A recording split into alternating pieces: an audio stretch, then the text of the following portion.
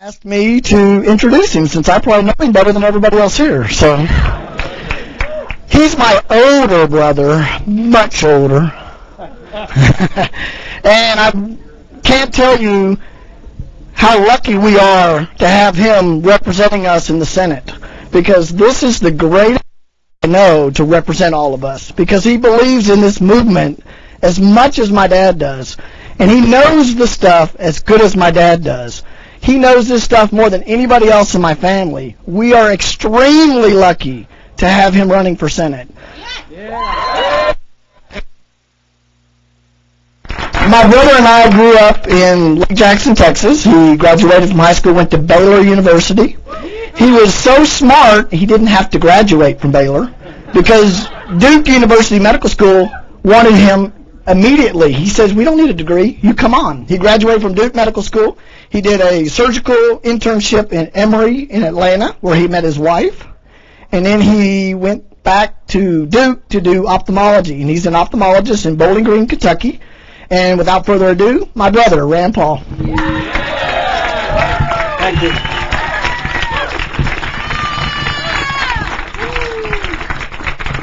Thank you all for coming out today. I really appreciate it. And thanks especially to Lisa and Edwin for having their house for us. And I think I may need to take Lisa back to Kentucky with me. We need Lisa's energy there. I think it would be a slam dunk. If you move up to Kentucky for a few months, we'd be a sure thing. I'd like to thank a few people, everybody for coming tonight, but a few people who really went out of their way to really be very generous this evening in a big way. Jared Holland, Calvin Dennison, Tom Bernhardt, Gerald Jackno, Ryan Lambert, Michelle Simpson, and Leopoldo Leyendecker. Thank you very much for your help. Joanna Clardy. All right. Many years ago, there was a congressman who came out onto the steps of the House, kind of like this, of the Capitol, and there had been a big vote on the budget. And it was a very close vote, and it could have gone either way. And the press was all about, why he voted one way or another and why he had made his decision. And he came out, and they say, well, why did you finally decide to go with this vote? And he said, well, I went with the best deal. And the press responded, they said, well, does that mean your vote is for sale? He said, no, but it's damn sure for rent. Boo! That's the kind of thing. We'll get it short. That's the kind of thing.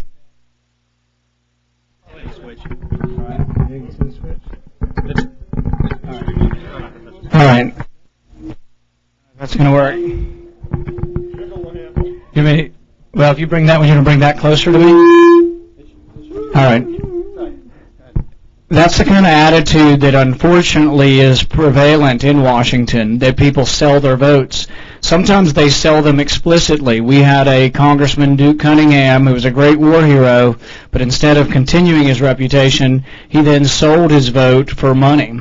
And he directly took money, and he's now in jail for that. We have other representatives, though, who sell their vote in another way. It's legal. It's a quid pro quo, but they sell their vote in exchange for campaign contributions.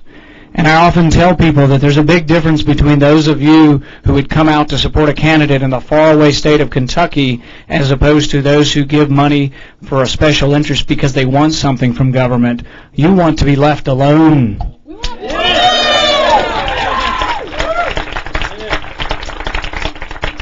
I've yet to meet anyone at my father's rallies or any of these rallies who wants a job. You don't want a federal contract. You don't want a federal job.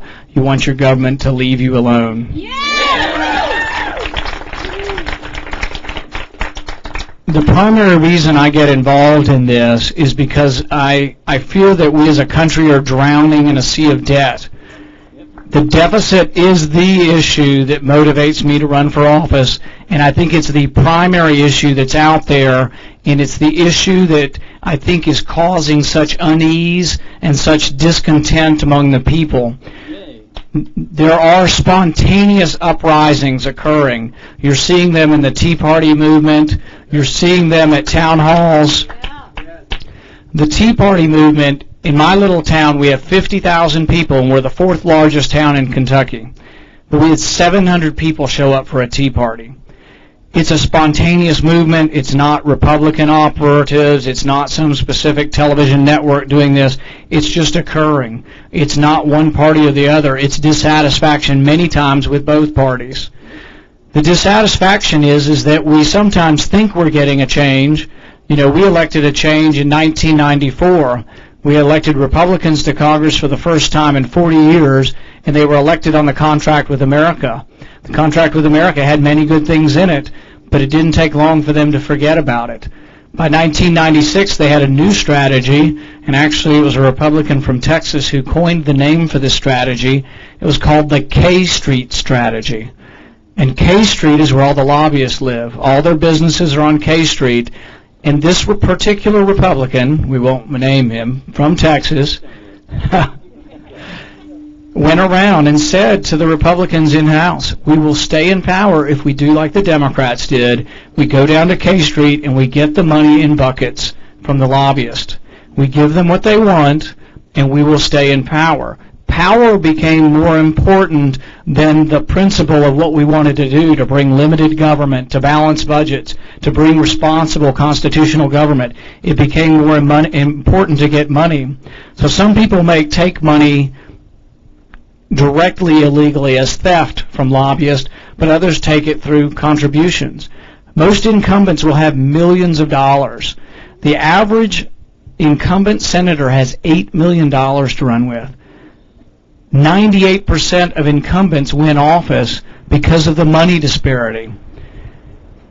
98% of incumbents. That's a higher rate of incumbency than the Soviet Politburo had. That's pretty sad. You know, we have to do something about that. And I think there ultimately may have to be some rules. I think one rule that would be a good rule would be to have term limits. I will vote for term limits. I will introduce term limits. I don't think it's quite the best thing to take voluntary term limits because it hasn't worked, because some of the good people have taken them, come home, and the bad guys and the creeps stay in Washington. The other rule I think we need is a rule to balance the budget.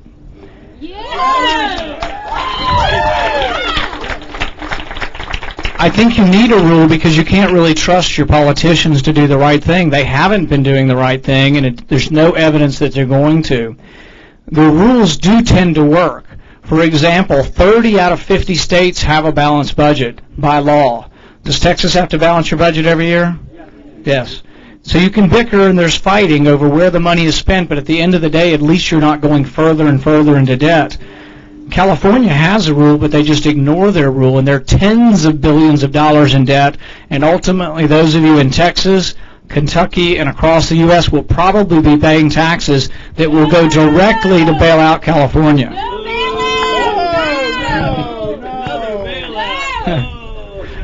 You guys are an entertaining crowd.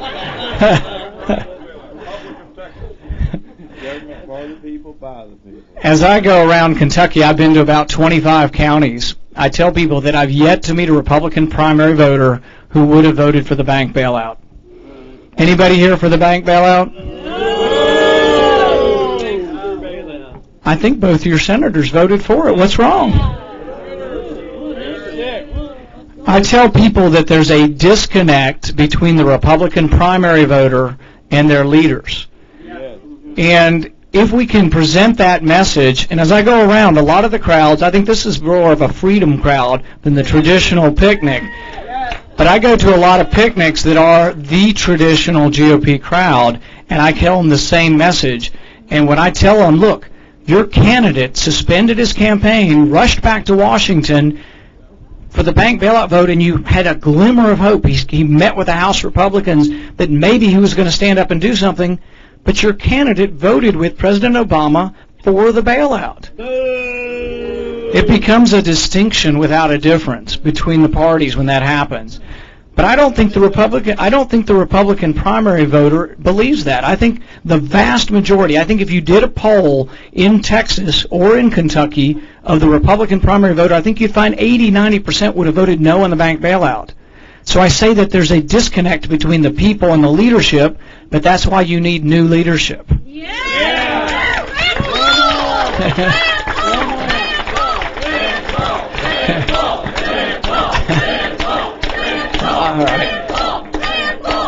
All right, the first $1,000 we raised tonight is going to be for a plane ticket for Lisa to come to Kentucky, because we have no one with that much energy yet on our staff. So she's got to come to Kentucky. So do they have any chance against you in Travis County? In addition to the bailout and in addition to the debt, the things we talk about are sometimes just reform issues. And I think this is the way that we can broaden our message to include people that aren't necessarily with us already. I think one of the things, and this is an undercurrent in the Tea Party movement and some of the other movements, is that people are really upset that their congressmen vote on bills that are 1,100 pages thick and don't read them. There is legislation, and I will support it and introduce it, that says you have to sign a document and say you've read the bill before you vote on it. Amen.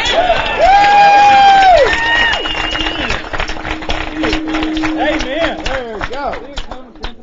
I think these are reform-minded issues that bring new people to our movement. Another reform-minded issue, I think, has to do with the way money corrupts politics. I think one of the great ironies of American politics is that everyone agrees that money's corrupting it. The media agrees. Money is corrupting politics. But what does the media report? The primary news story in every race is how much money you've raised. If you do not raise equal to your other candidate, you are dismissed and you're not a credible candidate. And so they perpetuate the cycle of money being more important than the issues. I think there is a way to limit money in campaigns. McCain-Feingold was wrong. It was clearly unconstitutional, and the Supreme Court has struck down part of McCain-Feingold. I ran a taxpayer group for 15 years in Kentucky, and it was illegal for me to put ads on criticizing my congressman for voting to raise taxes within 60 days of the election. How can that not be an abridgment of your freedom of speech? The media tries to tell us that paid speech is somehow different than an editorial. It costs them money to print their newspaper and put their editorial. How's that any different than my paid advertisement? Should be no difference in freedom of speech. So McCain-Feingold, I think, was the wrong way to approach it. But I think there is a way to stop some of the corruption. What I would say is that for every federal contract of a significant amount, let's say maybe a federal contract of over $1 million, we insert a clause in the contract. And it's a voluntary contract. You don't have a constitutional right to a federal contract. We have to hire people for certain things. But when they sign the contract, I think a clause in the contract simply says, I agree if I take this money not to lobby Congress during the terms of my contract.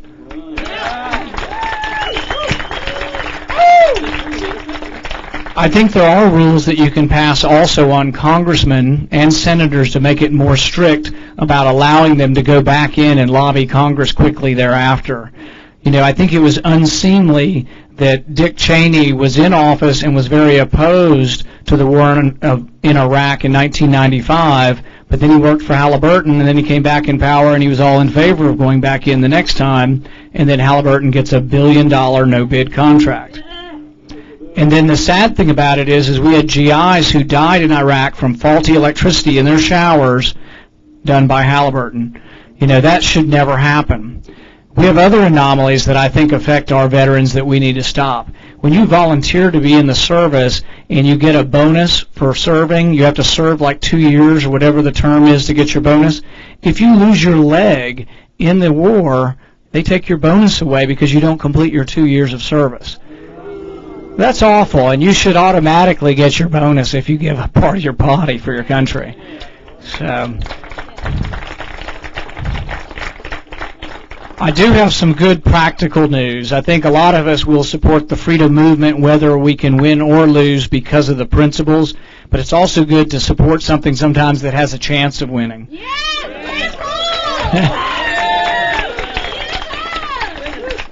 We think we really do have a chance, and I have a couple of things that I can report that will, I think, encourage you that we have a chance to win. Yesterday online we raised $460,000.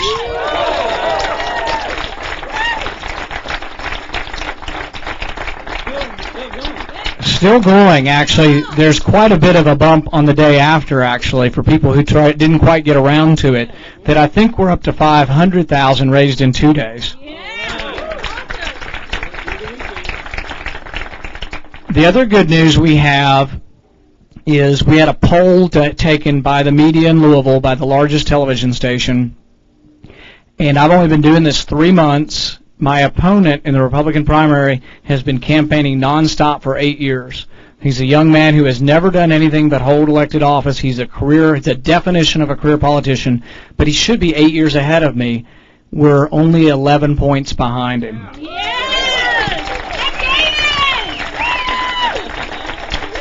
And that's with a margin of error of 3 or 4 points. So we're down 37-26 with a margin of error of 3 or 4 points.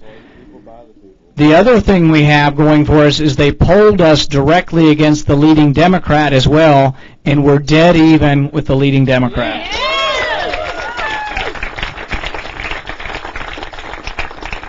We think this is remarkable, but we're also seeing that the media is impressed with this. The television station that reported this says the Paul campaign should be ecstatic over these results. So we think we have a really good practical chance of bringing more liberty-minded people to Washington, and we really think it's going to happen. I appreciate you guys coming out this evening, and thank you very much for everything. Thank you.